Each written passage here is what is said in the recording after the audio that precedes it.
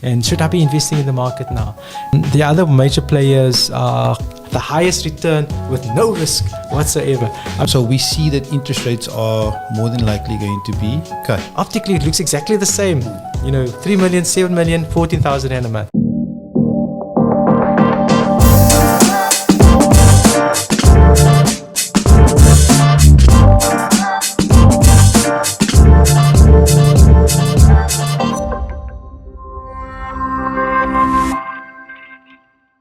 Assalamu alaikum wa rahmatullahi wa barakatuh, and welcome to a brand new episode of MuslimFin. I'm your host Ali Sali.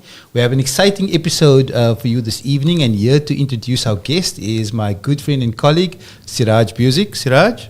Assalamu alaikum wa rahmatullahi wa barakatuh. Ali, shukran. Another week, another podcast, and alhamdulillah, today we have the pleasure of speaking with Abdulaziz Davids, the head of research at Camissa Asset Management. With a distinguished career in the financial sector, Abdulaziz has played a pivotal role in shaping investment strategies, particularly in Islamic finance. However, I'm going to hand over to Abdulaziz to give us some background about himself. Abdulaziz, welcome. Wa alaikum salam. Shukran for the opportunity. I don't know if I did a pivotal role in the Islamic finance industry, but maybe to answer your question, a bit of background about myself. I started out as an accountant, believe it or not. So I'm actually what I call a failed accountant. Never passed the board exam in terms of the CA qualification for various reasons. But started out in the finance industry in 1998. I don't know where you were born by that time already. 1998? Yeah, I was still in diapers. So yeah, I started out at a company called Allen Gray. I don't know if I'm allowed to mention my employers and companies.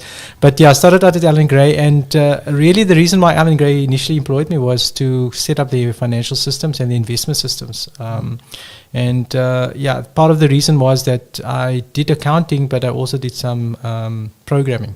Okay. And before we have AI today and all of these high-tech stuff, sort of computer programming was quite novel and cutting edge back in the day. And back in the day, we were moving from what they call a DOS, or disk operating system environment, to a Visual Basic environment. So that was quite an opening for me to get into the industry. And given that that's now 26 years ago, which is a long time. You can see with the grey hairs, it's been a long time. But effectively, part of the task at hand at that stage was to improve the systems. And today, all of the systems that most asset managers use was actually that migration that happened from the old Microsoft DOS base to a Visual Basic base.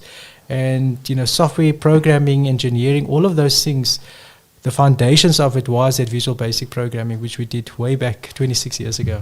So, just to give, I'm giving a long answer to this is great. Keep going. A short question, but the real introduction to Islamic finance happened about 15, 16 years ago. My time at Allen Gray was exciting. It was interesting. I learned so much about markets. I never knew what a share was before I joined Allen Gray, and they introduced me to the financial markets. And my ambition was always to manage Islamic money and Sharia money, and to bring Sharia compliant investing to our community.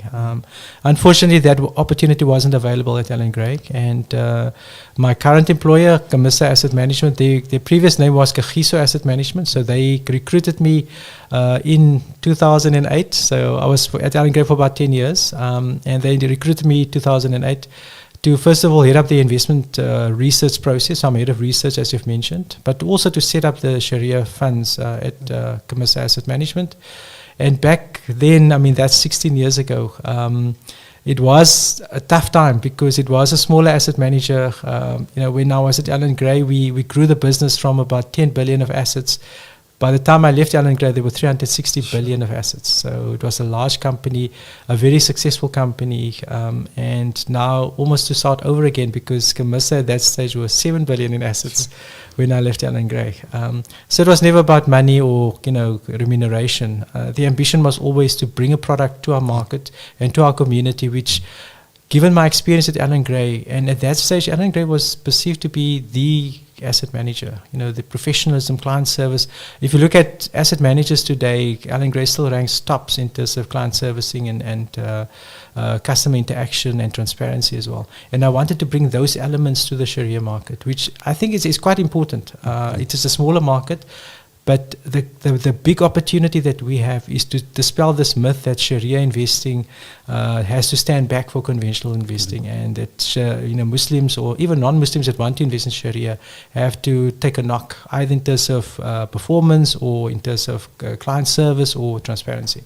So that journey started 16 years ago, and it was a rocky start. We needed 1 million rand to start our first fund, and it was a struggle to get 1 million rand. But alhamdulillah, today we managed about 8 billion in Sharia assets from that 1 million 16 years ago. And we've got a full suite of funds, which we'll hopefully talk about later in the podcast. But that in a nutshell is the background. We have won awards. Earlier this year, I was in Jeddah to collect a Global Finance Award for our Islamic Equity Fund. So that's quite nice because it's a team effort. I always say, it's like the Oscars. You go up there and you have to thank your parents and you have to thank but I always thank the team because it is a team effort. When we underperform, it's me that's underperforming and I take full responsibility for it. But when we do well, it is a team effort because all of the opportunities, all of the investments that go into the fund, it's not just me. I've got a team behind me, and I think it's important to acknowledge that. But what is nice about these awards is that it's global recognition for what we're doing. In South Africa, I think we're in a fortunate position that our capital market is fairly well developed. We've got pension funds, retirement funds. So the opportunity set available to us to grow the market and to introduce new funds is much better than other areas of the world, even in some Muslim countries and Muslim domicile countries as well. So I think we're in a fantastic opportunity and space at the moment. And that in a nutshell, it's a very long nutshell, but in a nutshell is the background. Wonderful, and shukran for sharing that with us. I know that you have a little presentation for us today, so you're going to give us some insight into the global economy. Yes, okay. So we've got the slide back. The first slide is the most complicated slide, so I'll take a minute to explain it, but I wanted to start with that slide because it is quite important. And just today we had a client interaction, and I think there are three things that people are worried about, that people are talking about. Firstly, and uppermost for us in particular, is geopolitical issues. What's happening in the Middle East, what's happening, with the wars there, and the implications that has on the global economy, and the outlook and how it affects people. So I wanted to talk about that. I wanted to also talk about, people always ask me, is now a good time to invest? And should I be investing in the market now? And I always say that if you've got a long-term time horizon, if you're saving for Hajj, if you're saving for your kids' education, if you're saving to buy your first house, for example, and those goals are more than 5 years in duration, now is as good a time as any to get into the market and to get exposure. I'll be sitting on the beach if we could time the market and really say, okay, today we have to buy shares and tomorrow we sell them. But that's a very difficult thing to do. But that is also the beauty of markets, in that it is what makes it Sharia compliant, because that risk element is there. If it was guaranteed, it would be a bond and, it wouldn't be compliant. So what we will do, and I'll go into the presentation, we've titled this presentation, The Global Economy and Islamic Investments.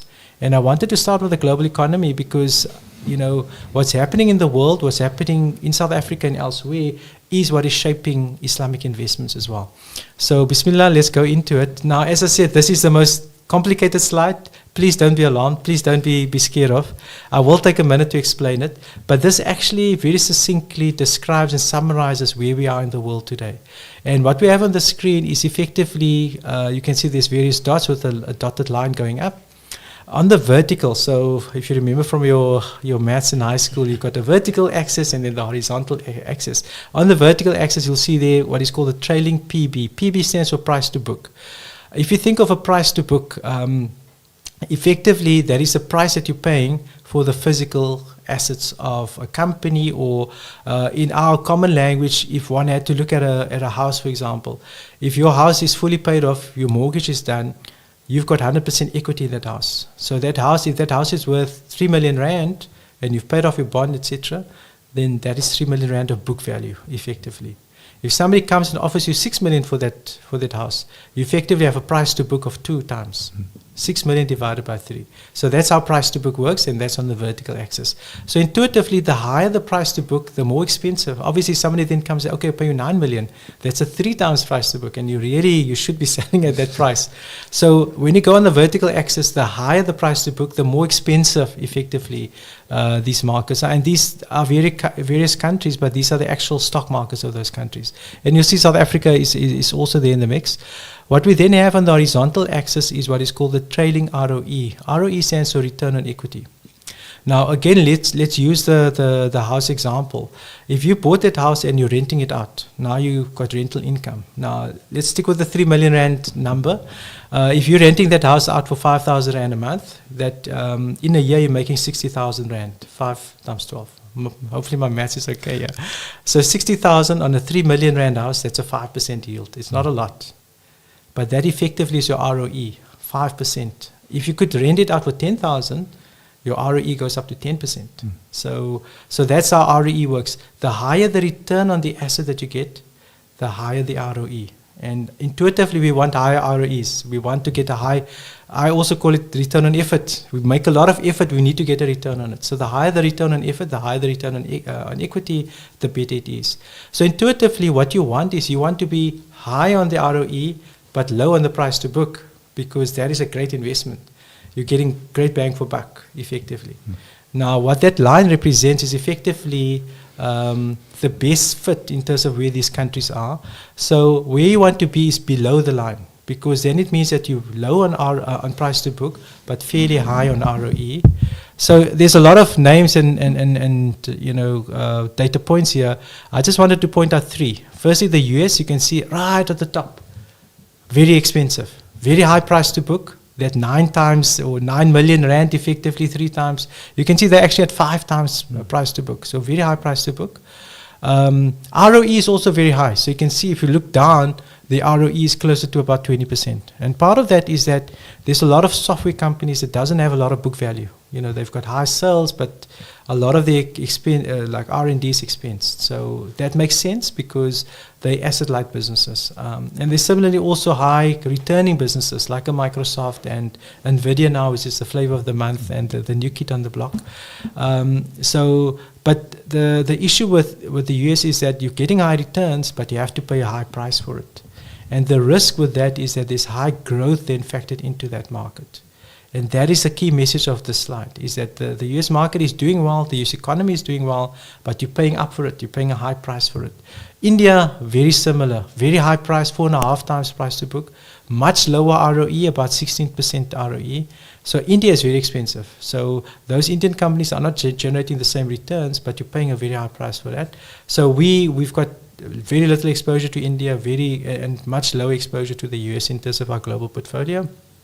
The other point that I wanted to make is South Africa. South Africa, we've got a decent ROE. We've got about a 13% ROE, and we're sitting at about 1.5, just above 1.5 times price to book, which is fairly normal. So within South Africa, there's clearly companies that are cheap and more attractive, lower price to books, and companies that are expensive and obviously higher price to books as well. But compared to the US, we would say that South Africa probably relatively more attractive. Admittedly, not as high income generating in terms of ROE, but clearly much better value to be found in the market. So that is the context, and visually you can see US market is expensive, India is expensive. You can see quite a whole host. China is actually quite cheap as well. So there's two points for China. China 2012, where China was back in 2012, and where it is currently in terms of China now. So you can see the lower ROE of about 11%, but about 1 times, just above 1 times price to book. So the key theme of what we wanted to talk about today is to say that we're finding value in China, we're finding value in South Africa, we're finding less value in the US. And that is effectively what this slide is saying. So that took a long time, but hopefully I explained that slide as well. And coming back to South Africa, so as I've mentioned, one of the valuation metrics that we look at is the price to earnings. So all the companies that are listed in South Africa, they form part of the all-share index. And effectively every year they make earnings. So they've got the income statement that they produce, and we get a sense of how much earnings they produce in a year. the PE is effectively the rating or how much you're paying for those earnings. So a high PE rating means that effectively you're paying a high price for earnings. And intuitively, you want to pay as low as possible PE multiple, because it means that, let's take a company like MTN. If MTN is generating about 12 billion rand of earnings, if you're paying 120 billion for MTN, that's a 10 times P multiple.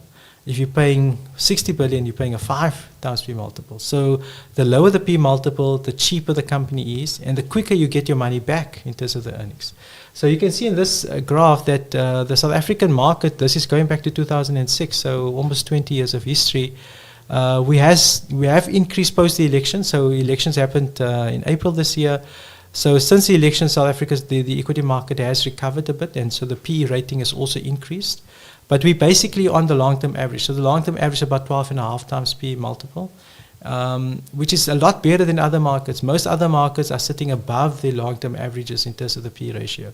And that's why we say South Africa, less attractive now given the last couple of months move, but still relatively attractive versus other markets in the world as well.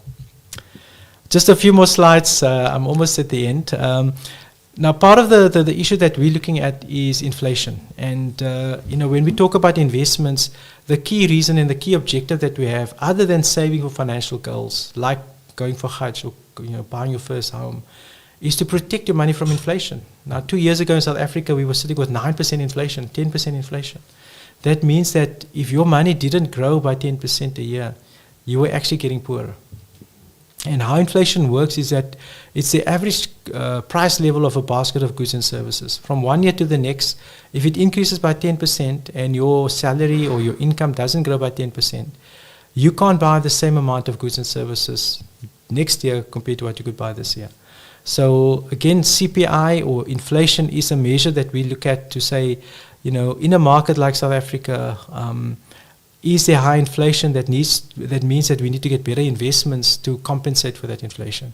So again, this is just a chart that shows you on the right-hand side countries with high inflation, and then on the left-hand side sort of the inflation for various companies as well. So effectively, the compounded annual growth rate, which is what the CAGR stands for, in the cost of goods for these companies that are all listed in South Africa.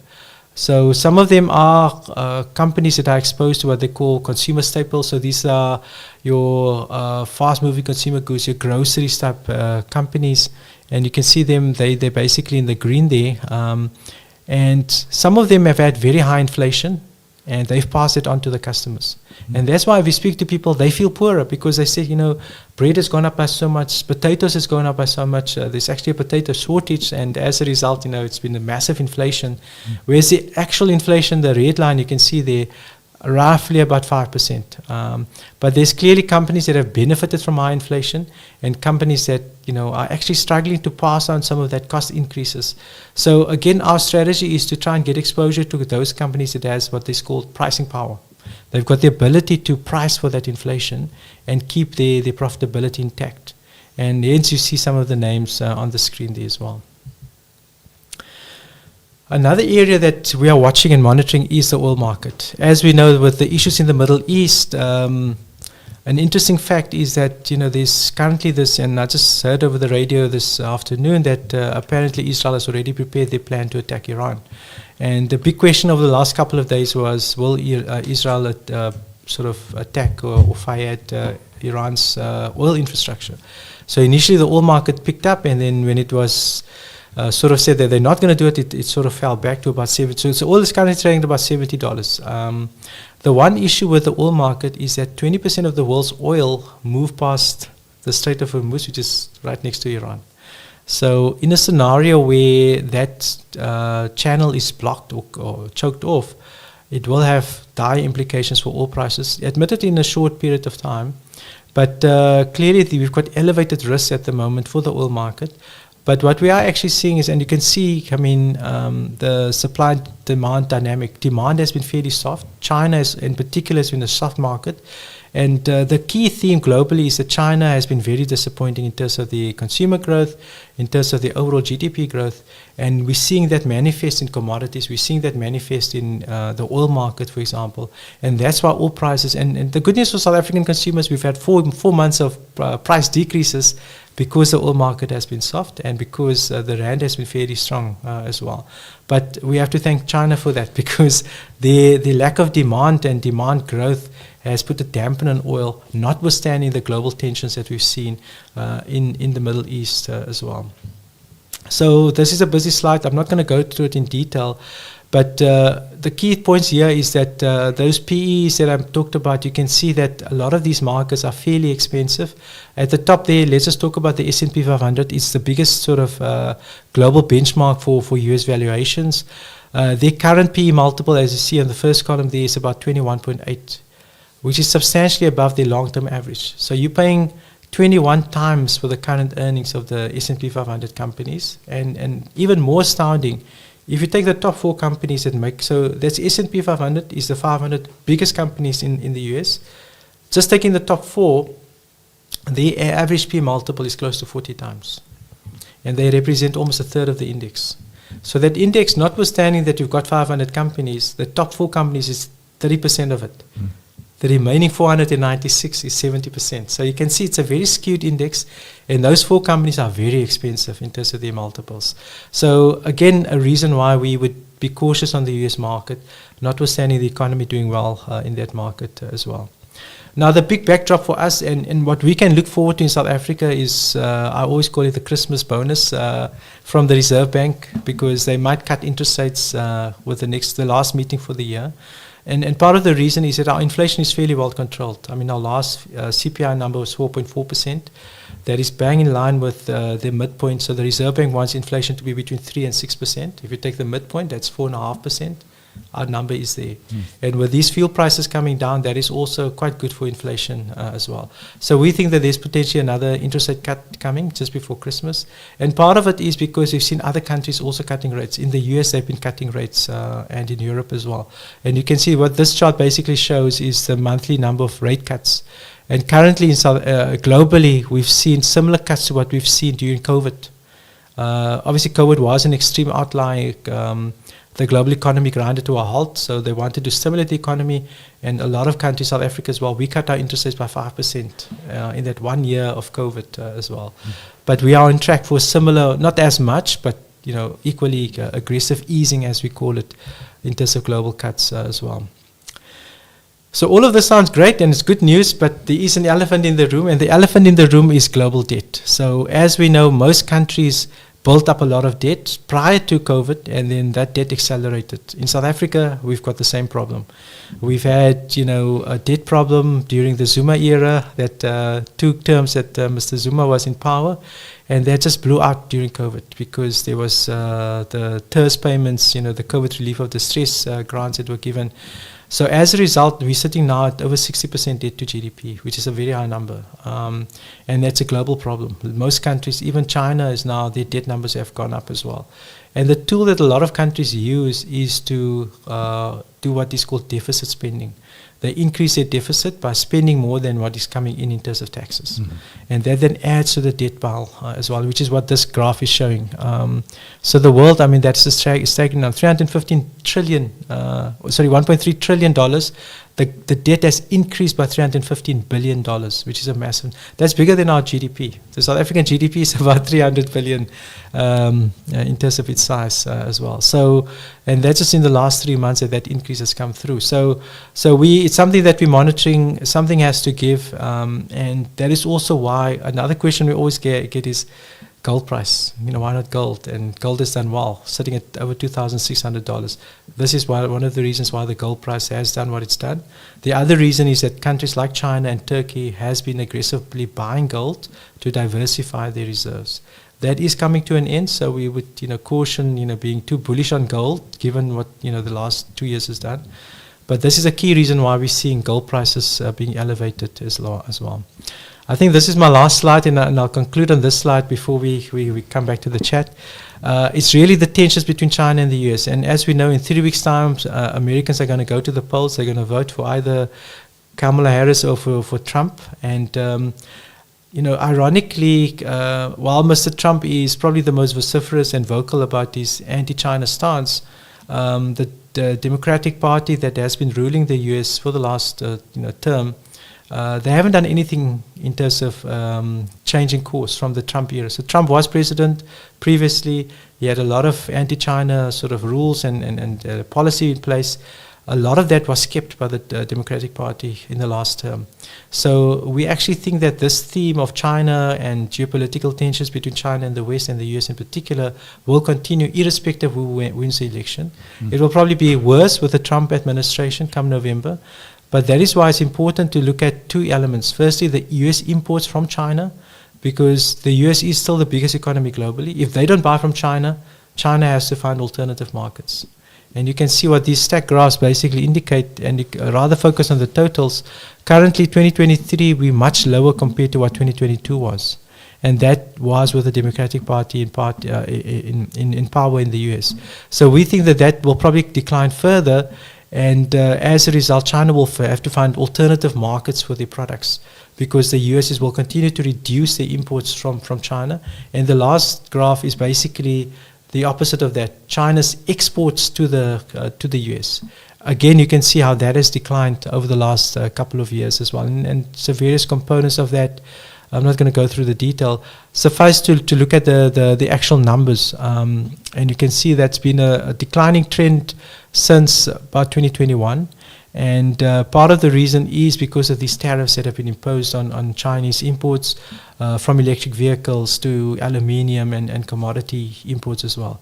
So hopefully I talked of all of the major themes and how it impacts the global economy. I think we can pause it there and maybe have another chat and then come back and talk about Islamic investments. Okay, wonderful. I do have a few questions. Okay. So in terms of inflation, right? So we see that, as you mentioned, inflation is at about 4.4% on the previous read. So we see that interest rates are more than likely going to be cut, right? Yeah. And what I've heard or what I've read is that it would be cut probably into the first quarter of 2025. Yes. But how? Because you mentioned that it could be done quite aggressively. Yeah. But where do you see that in terms of that number? How much should it be reduced, and will it be at every meeting?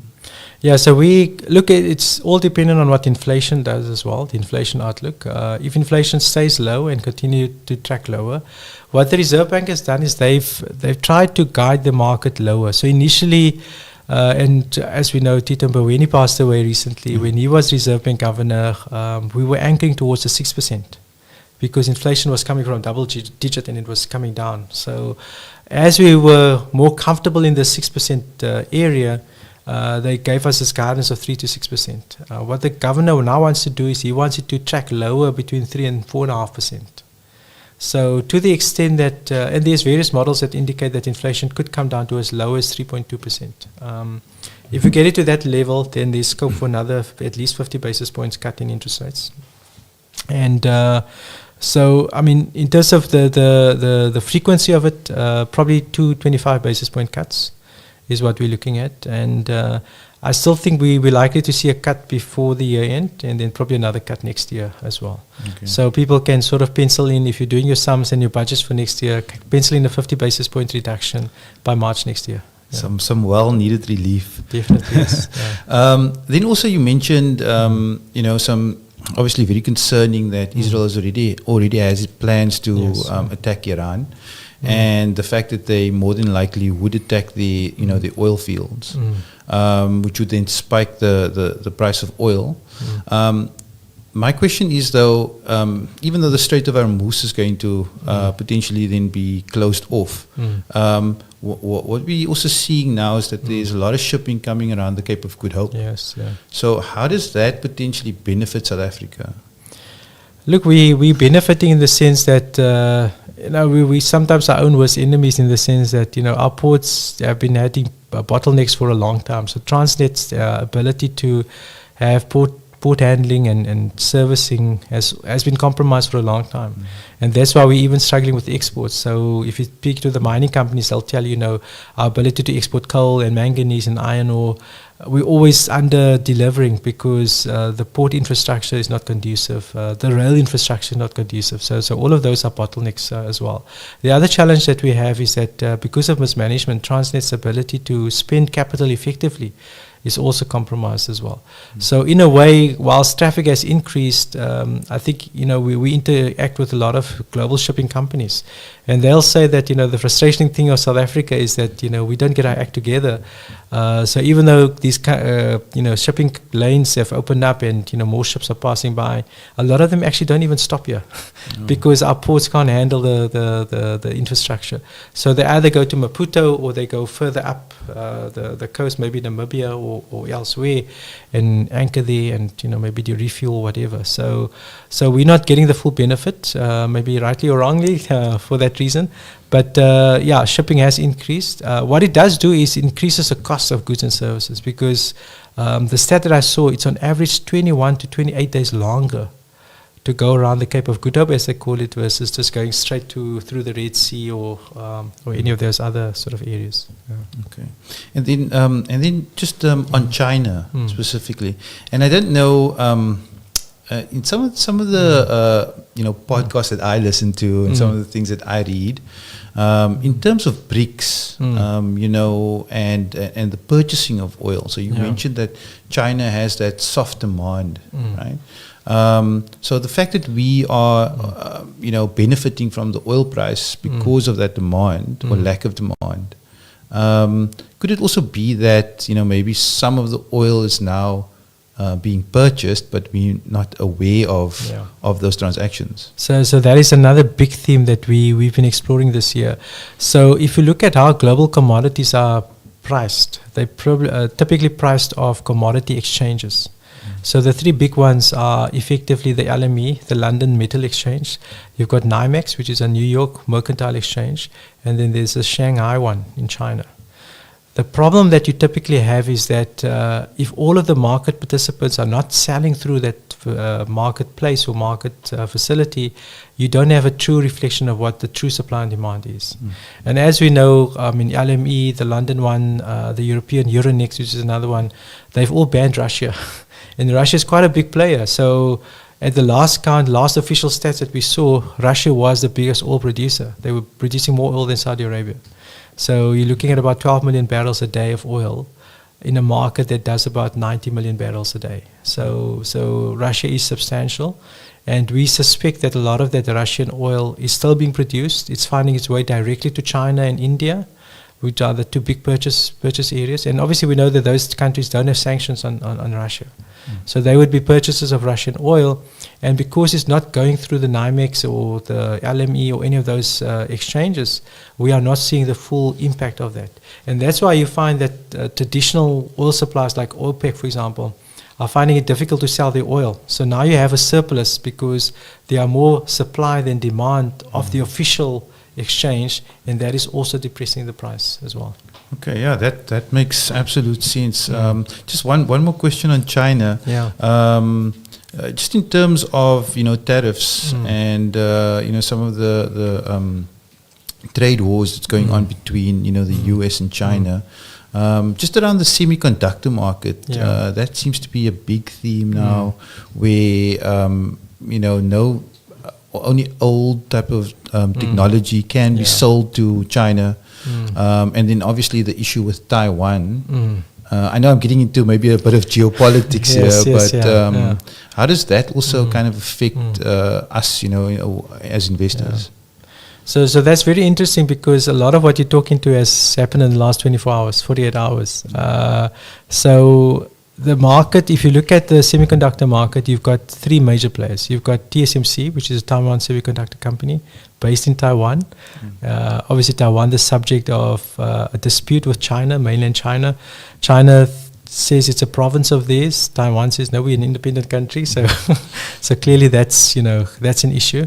The other major players are a company called ASML, which is based in the Netherlands. They produce the infrastructure for semiconductors. So they're not the semiconductor producer directly, but they do the infrastructure to allow a semiconductor. So they'll build the big machines that you make the semiconductors on, for example. The other one is NVIDIA. And NVIDIA plays in a subsect of the semiconductor market, which is more the graphics market.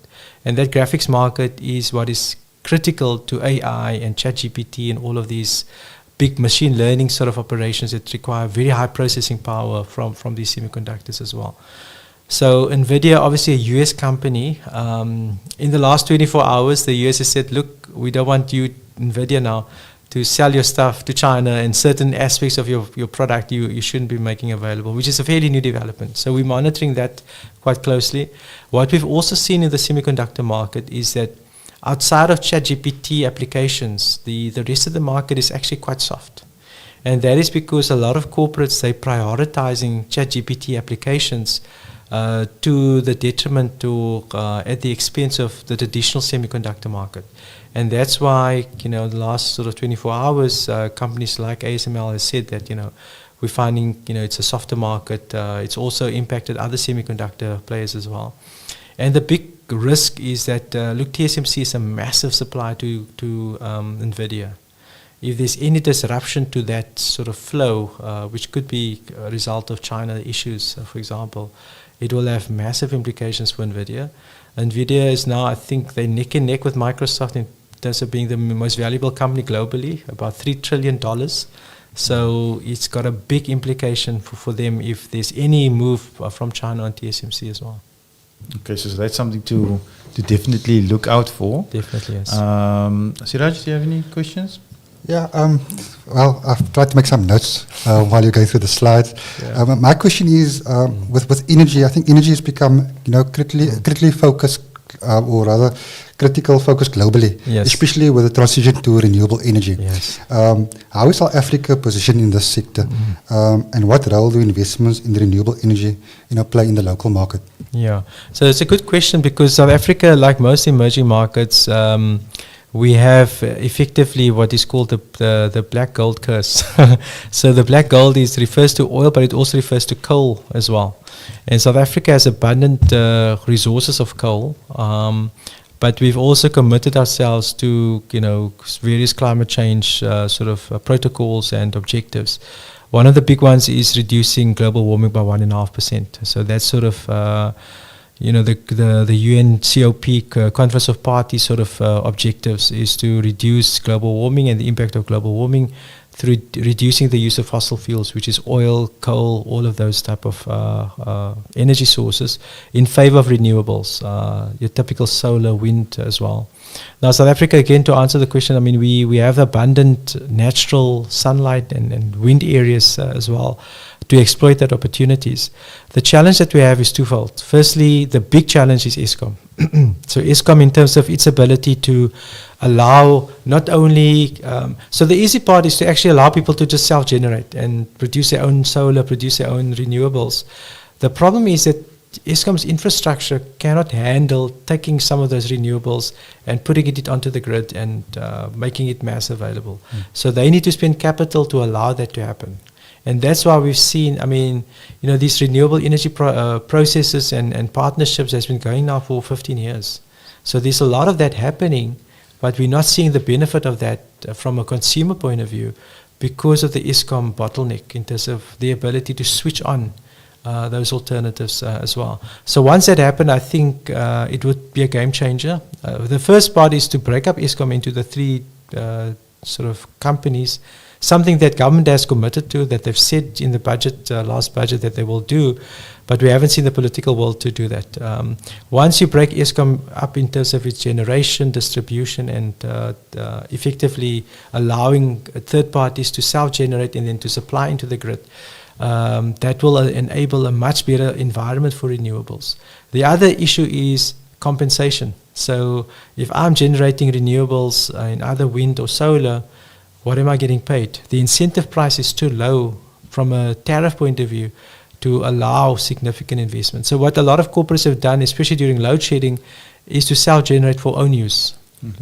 But the big opportunity is to self-generate or to generate for commercial use. And that is where the tariff regime needs to be sorted out as well. So those are the things that we're grappling with, and that's why we haven't seen the big advances like other areas in the world where they've made much bigger advances in terms of getting that energy mix right as well. Yeah, that's awesome. Excellent. That's so interesting, and I think we can keep going all night long, just talking about this topic. It's fascinating for me. What I would like to do for our guests, though, and for our viewers, is just to maybe give them some insight into Islamic finance, or Islamic investment specifically in South Africa.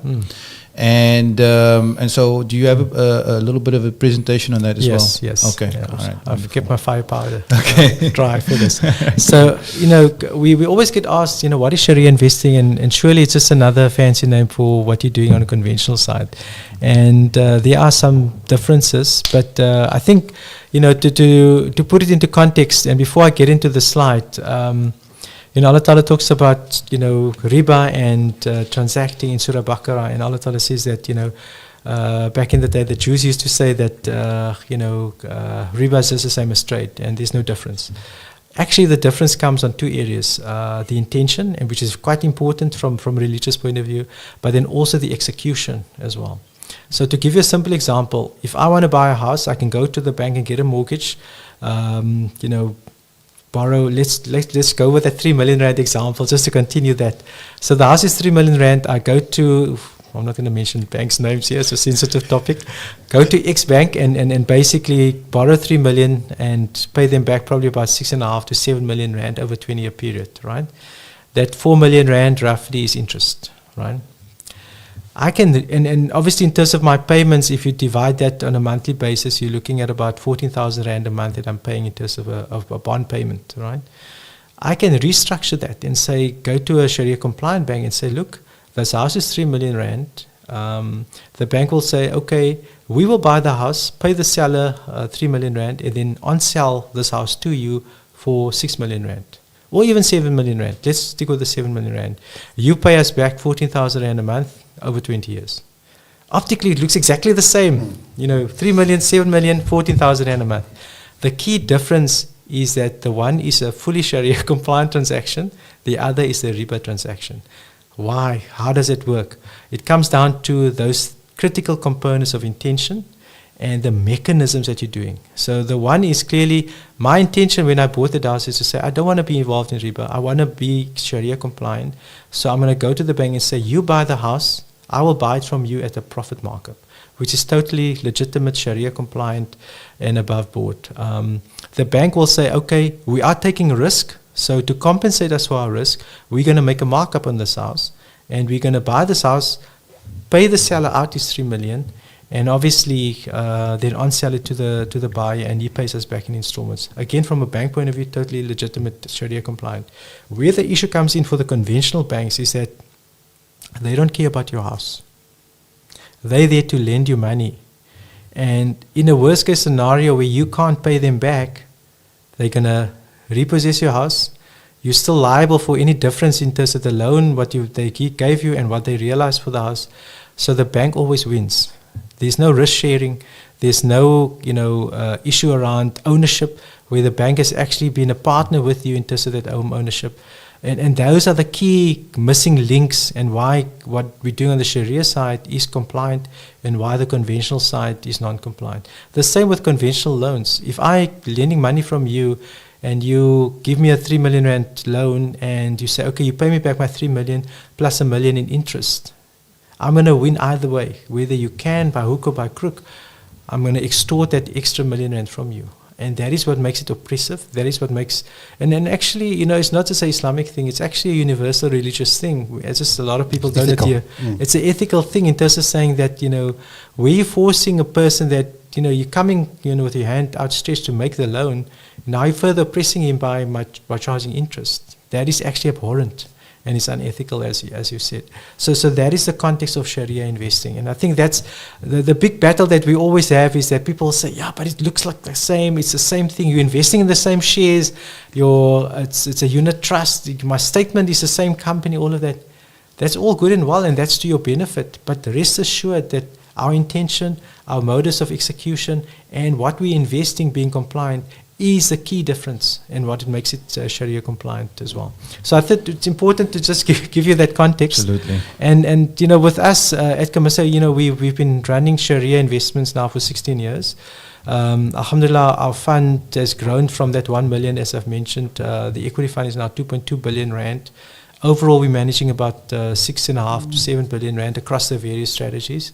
And I'm ably supported by a team. I'm not the only guy. If I get hit by a bus, there are, probably better capable guys than myself, supporting me in terms of our Sharia investment team. And those are the individuals on the screen there, as you can see.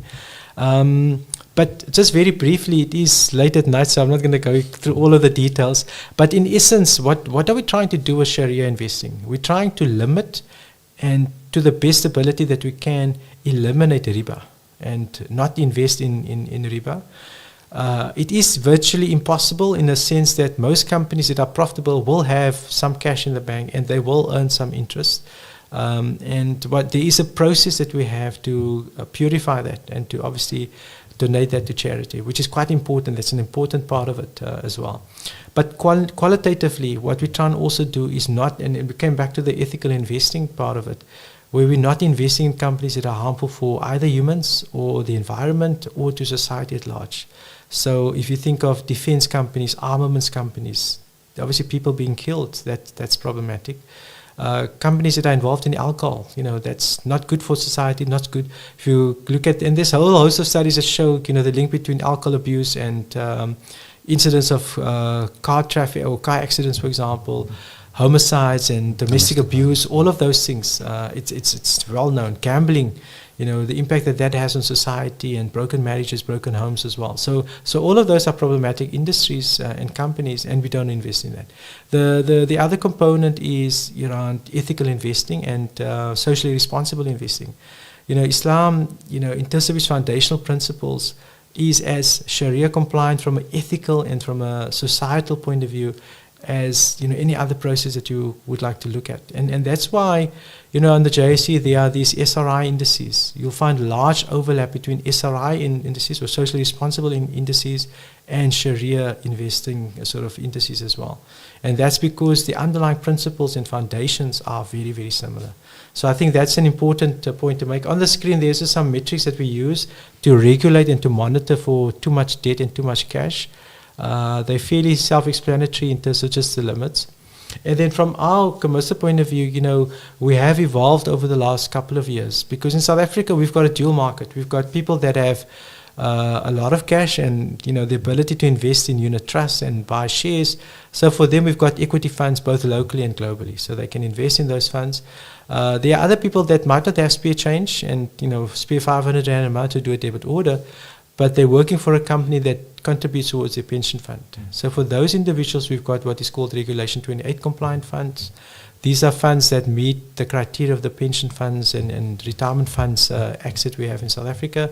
So we've got an income fund called the High Yield Fund. We've got our Balance Fund, which are well placed to benefit from that. So in South Africa, we're quite fortunate in that this market is over 30 years old. It's a market that has evolved. The products have evolved as well. We've got now Sukuks in this market. We've got the ability to invest not only in equities but in what is called yield assets.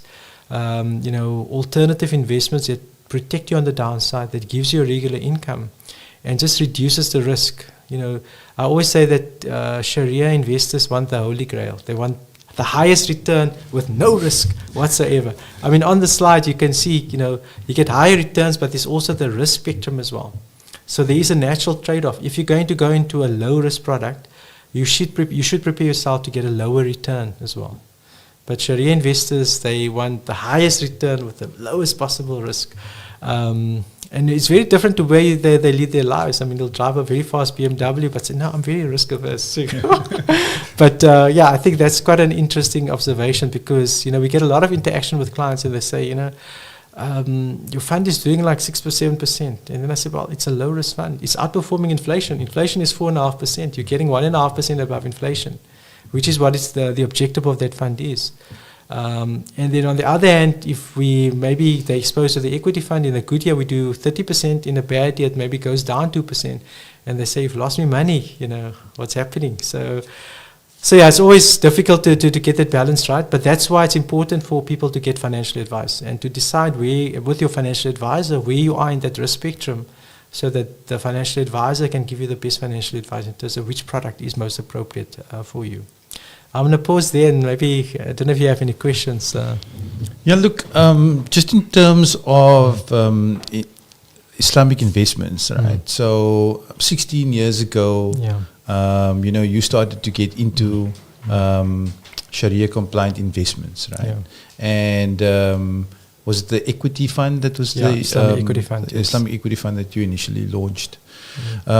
Why do you think the Sharia compliant industry with Islamic investments hasn't taken off, and instead of it being at 80 billion or or maybe a larger number, and alhamdulillah for the success, but obviously we know that our community has so much more money. Yes. Good point, yeah.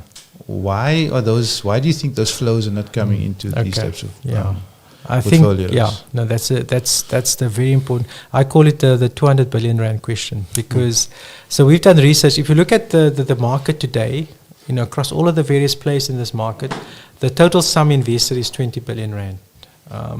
We've done an exercise where we looked at if you look at pension funds. So alhamdulillah, our Muslim community, they're very productive, they're very hardworking. A lot of our community have worked for very long periods of time at companies. They're well established. So we punch above our weight in terms of our economic power. Numerically, we're probably about 2 to 3% of the population. So if you take a population of, say, 60 million people, we're roughly 2 to 3% of that, right? But economically, we're probably about 10. In fact, the number that I saw was between 12 and 15% economically. So we're punching substantially above our weight in terms of economic power. And so what we've done is we looked at the total savings industry in South Africa, which is about 4 trillion rand. So it's a big number, 4 trillion rand. And if you take a crude number in terms of just the Sharia or Muslim members sort of money of that, we're looking at about 400 billion rand, right? Now, for various reasons, if you look at, for example, the PIC, that's the largest asset manager in South Africa, they don't give their members member choice. So a lot of our teachers and police personnel, all of them that are Muslim, they don't have the choice there. So we cut that in half and say that let's take half of that away. So from 400 billion, we're looking at 200 billion. So 200 billion is a number that we think should be available, where people have member choice. They have the ability to say to the administrator, look, I'm a Muslim, I want to make sure that my money is invested in a halal product. Yet we're sitting at 20 billion. So that's why I call it the 200 billion rand question, because effectively there's 180 billion sitting out there that should be in a compliant sort of structure or product that is not. And we believe in our assessment is for 3 reasons. Firstly, and probably the most critical one, is lack of awareness, so lack of education. So that's why podcasts like these are quite important, because we need to share that message with our community, is that there are Sharia compliant alternatives available. And we're trying to do our best in terms of just creating awareness through various platforms to conscientize our community, to say that it is actually incumbent on you to make sure that just as you make your 5 daily salah, you go for Hajj and all of that, you need to make sure that your investments are also compliant.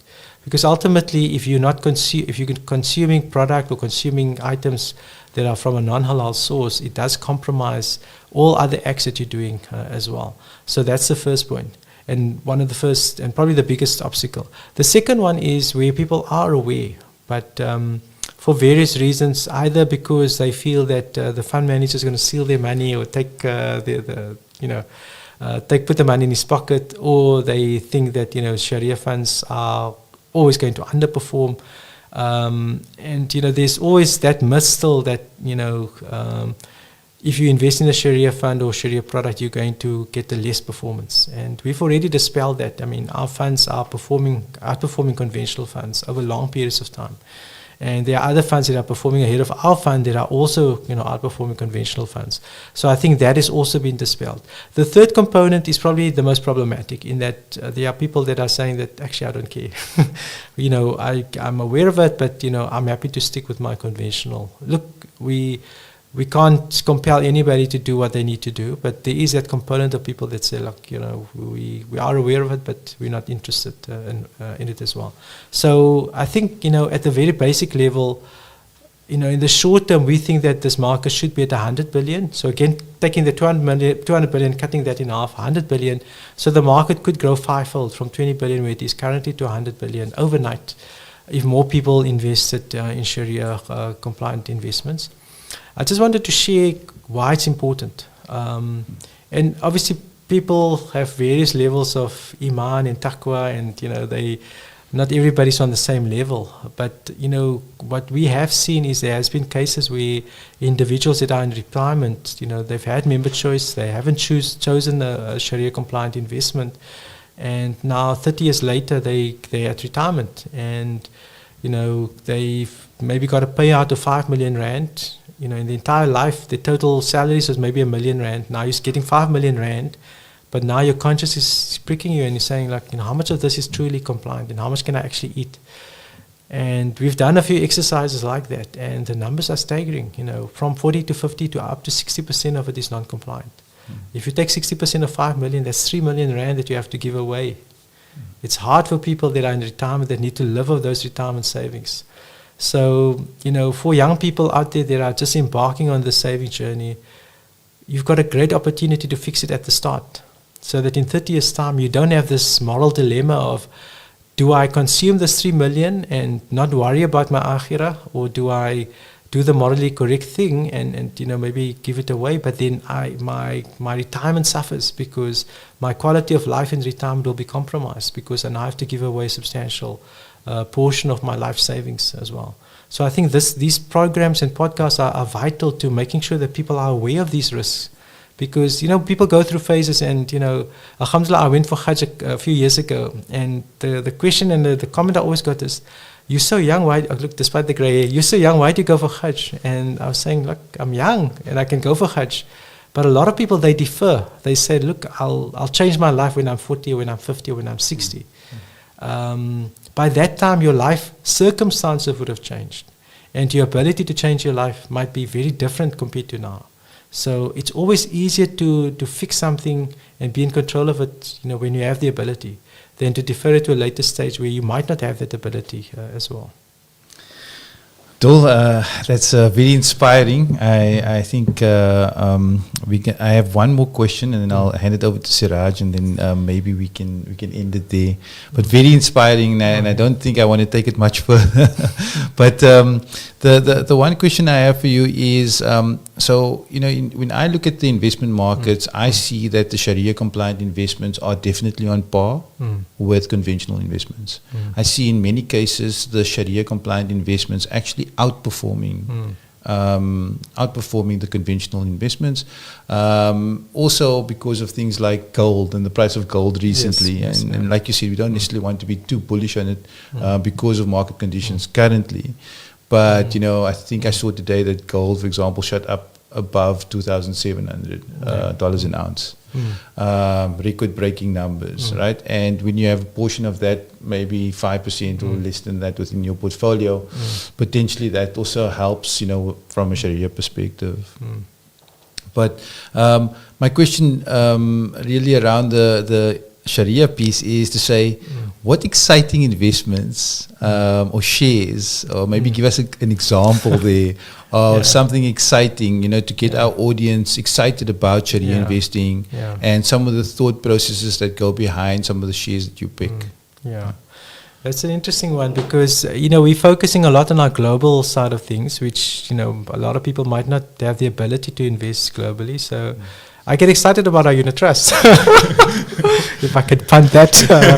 But globally, I think there's some interesting companies out there. We've done a lot of research on the Japanese companies. We just find it paradoxical that they are excellent companies, and Japanese culture is such of one of trust and one of taking care of your workers and your company and all of that, and that resonates with us. So there's a couple of Japanese investments like Panasonic, for example. We all know Panasonic as a battery company, but they're also a large electric vehicle battery producer as well. But beyond that, they appliances, your air conditioners, all of that as well. So they're going through a tough time at the moment because electric vehicle sales have been lower. But we think that is probably a very good long-term investment. There's some Chinese companies like JD.com, which is also fantastic on a global sort of basis. A victim of these geopolitical issues between the US and China, because they're listed in the US, but it's a Chinese company. So US investors don't want to touch it, and that's creating the opportunity as well. Locally, there's quite a few companies that we have in the portfolio. Some of the smaller ones, maybe bringing it closer to home. A company like Sea Harvest, which we think is very well managed, as part of the Brimstone Group, but one that we think is quite an exciting opportunity. It is, it does have natural competitive advantages as well. We just need the hake to play along in terms of the fishing market. But there's similar companies like an Omnia, for example, that we have in our local portfolio. People might know it as a fertilizer business, but they've got a business in Australia that does what is called Humates, which is a cutting-edge fertilizer opportunity. And you only find it in Australia, and they dominate that market. And they're on the cusp of taking that globally. And we think that is substantially undervalued in Omnia. So there's 4 examples of opportunities, hopefully, that people should get excited about. Okay. Abdulaziz, I think one of the biggest criticism or arguments made by the community is that Islamic finance as a whole hasn't really brought innovation to the market. What they say is we're merely mirroring what existing products are out there. People are saying Bitcoin was an alternative, as an example. What is your view on that? Yeah, I got that a few times in the past. So there's 2 questions in there. The first question is around innovation. The second question is around Bitcoin. So on the innovation question, look, the reality is that the world of finance is always evolving. The most innovation has happened, unfortunately, in the non-compliant sectors of investments and finance, and that's on the derivative side. So you've seen these fancy derivative products.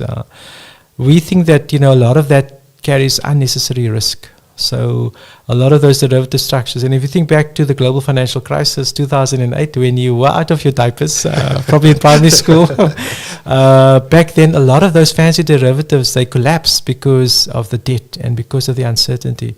So, the beauty of Islam is that it regulates how, and it gives you a framework of how you should think of an investment. There needs to be certainty, not excessive risk, all of those components. And that creates a fairly stable area for you to innovate. So having said that, unfortunately, the global market has edged towards what is more cutting edge and more sort of risk taking in terms of where they want to innovate. So they've steered away from those principles, and that's why optically it looks like the Sharia market is not keeping pace, which from a product point of view is true.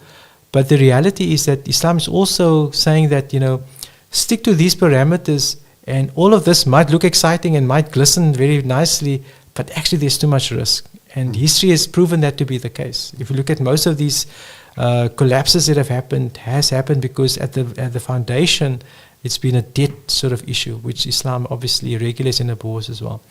Coming to crypto and Bitcoin in particular, like any commodity, like any asset class, we look at the fundamentals. We look at supply and demand fundamentals. And if you look at the original creation of Bitcoin, it was there to be a means of exchange. And the idea was that you use your Bitcoin to trade and to buy and to use as an alternative to conventional and the whole money issue. And that is still the case for a lot of people that want to invest and use crypto as a hedge against the monetary system collapsing. If you remember that slide that I showed you of the elephant in the room, that was the existential reason for Bitcoin.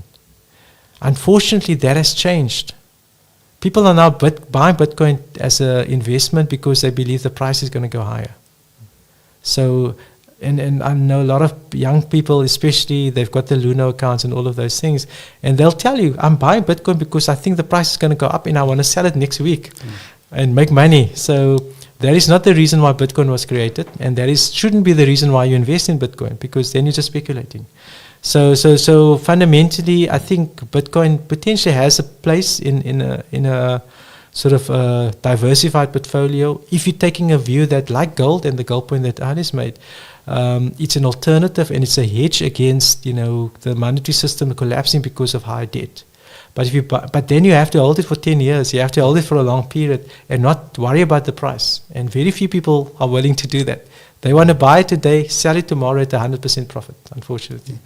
And I know we touched on some of the geopolitical tensions globally, such as the conflict in Gaza and the ongoing war in Ukraine.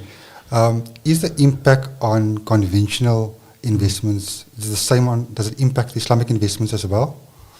In terms of those geopolitical issues? Not to the same extent. Look, unfortunately, if you look at, firstly, the Ukraine situation has probably been more impactful, given that Russia is quite a large producer of commodities. If you, for example, look at the nickel market, where Russia was the biggest producer, it had quite a big impact on the nickel market. Similarly, the palladium market as well. We initially saw quite a big price spike upwards, and then demand, as people shifted away from dependence on palladium, we saw the price falling down quite substantially. The situation in Gaza, which is obviously very terrible, and our hearts go out to the Palestinians, and what's been happening there. Economically, unfortunately, it's been going on for decades. It's multi-decade sort of issue. So the economic impact of that is fairly limited. We have seen, there's obviously a parallel issue around boycotts and divestment and sanctions. With some of that at the edge, we've seen the impact on some of the companies involved, the global company. We don't invest in any of those global companies, but they have seen lower sales. Companies like Starbucks, for example, have seen lower sales and lower profitability as well. That's probably been the biggest impact from the situation in Gaza in particular. But the wider impact we haven't seen, and that's because economically it's not a massive area of the world. And also, as I said, the history is such that it has been going for a long time. So unfortunately, the world has become accustomed to it, which is a sad thing and quite tragic, yes, as well. Okay, cool. And lastly, just to end off, Abdul, any advice for the teenage boy looking to get into or girl? Yes. Yeah, that's right. Sorry. Looking to get into their first investment. Yes. What do you suggest? The first thing I can say is I can't give advice. Ali, you're the best position. They must speak to you. Speak to your financial advisor. But, I always say to young people, and my son is now at university, and I tell him as well, if you are in a position to invest, that is, you are ahead of 95% of the world's population. Because young people and investments are not the same, in terms of, being synonymous. So young people generally want to spend. And we can understand that, if you're starting to earn a salary or have a casual job, for example, that first paycheck, you already have items that you want to spend it on. So that's just the nature of it. But actually, to get into the habit of saving is actually the most powerful thing. So just save. Don't worry about the product. Save and put some money away and be disciplined about it. And a lot of people say that we don't earn enough to save. Even if you put away 50 rand, be in the habit of keeping that money separate and start in that small way as well. The products and all of that will come later. The other thing that a lot of people don't do is that they don't budget. And budget is, if you want to save, you need to budget, because if I'm earning, I'm maybe a student at university, I get a vacation job, which I did when I was back. I used to work in a butchery, earning 200 rand a month. And that 200 rand, look, I was fortunate in that, my father said, okay, you give me your money and then I will give you something to spend on. And, we had that sort of, it wasn't the ATM, it was more like a deposit-taking bank. So, But that started, that's where it starts. Get into the habit of putting money away, even if it's with your parents. And, hopefully your parents are responsible to look after your money in that way as well. But that is by far the most important thing for young people. The type of investments. And also, I think, as I said, there's a lot of young high school students that, get pocket money, then they put it in crypto. These lunar pockets where you can invest as little, easy equities where you can invest as little as 50 Rand, for example, fractional investing, which is great. It's great for you to learn. But don't, be dependent on it. And don't think of it as, I'm going to get rich quick and that's why I'm going to put all my money into it. Because it's going to end in tears and it's probably scarring you in terms of your thinking towards long-term investing as well.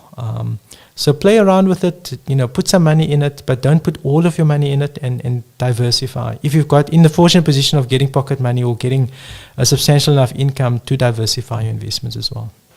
Wonderful, Abdul David. Appreciate your time. Shukran. We wish you all the success and we hope to have you on our show again soon. Shukran. Assalamu alaikum wa rahmatullahi wa barakatuh.